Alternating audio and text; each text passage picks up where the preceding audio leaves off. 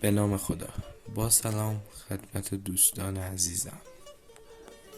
یک موضوعی که من خیلی لازم به ذکر دونستم این رو به شما بگم این بود که شما وقتی اینستاگرام رو باز میکنید با چند از این کلیپ هایی مواجه میشید که آره اگر الله رو دوست داری فالو کن، اگر پیامبر صلی الله علیه و آله و سلم رو دوست داری بیا لایک کن، فلان کس رو دوست داری کامنت بذار و شما میایین میبینین که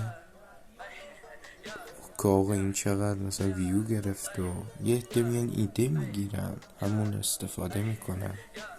یه زمانم اگر یادتون باشه تو واتساپ و تلگرام برامون پیام هایی میومد که من فلانی هستم، فلان آیه رو خوندم شفا گرفتم، اگه به 10 نفر نفرستی کافری و از این داستانا که مطمئنم خیلیاتون حتی اگر یک بار رو مواجه شدید. دوستان اینها شیادی و کلاهبرداری است. میان تصویری از یک بچه رو میذارن که داره قرآن تلاوت میکنه، کلام الله مجید رو میخونه و میاد اون رو میبره میاره تو کلیپش و اون بالا مینویسه چی؟ به احترام خدا تا آخر ببین ویدیو من رو، لایک کن، کامنت بذار و به چند نفر بفرست. این داره به شما احساس میفروشه و جوابم میده. میبینید ویو میلیونی گرفته. یا شکرگزاری امروز که بیا بنویس، یه متنی میذاره آمین بنویس خدا بهت میده. چند روز میگذره میبینی خبری نیست. بچه ها از این تابوها بیاین بیرون.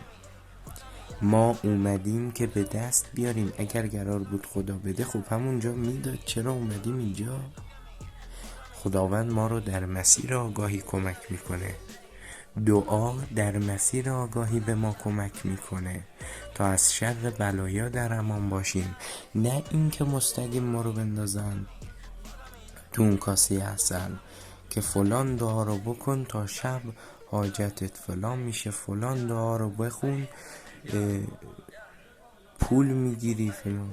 اینها رو ول کنید، از این توبه ها بیاین بیرون و به این ها بها ندین. چون شما الان زیر هر پستی میری اسم خدا چند تا لایک داره؟ 2000 نفر مثلا لایکش کردن. و ببینید اینها دارن سوء استفاده میکنن از نام خداوند، از قرآن، که یه عده ناآگاهانه این کارو میکنن.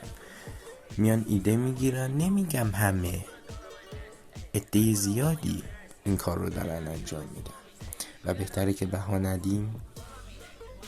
بهتر از اون اینه که هر روز یک صفحه از قرآن رو به نیت این که در مسیر آگاهی و صراط مستقیم قرار بگیریم با تفسیر، با معنی بخونیم و راجبش فکر کنیم.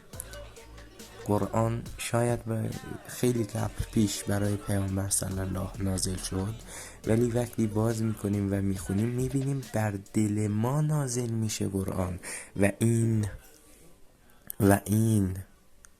معجزه قرآنه که ما باید بهش پی ببریم و ما مسلمان ها ازش استفاده کنیم. بهتره به جای اینکه فلان دعا رو بخونیم تا به ثروت برسیم، دعا بکنیم که در مسیر آگاهی خداوند به ما کمک کنه. برای به ثروت رسیدن تلاش باید، فقط و فقط تلاش، توکل و تلاش. خیلی ممنون که به سخنان من تا پایان گوش دادید. امیدوارم حرفای من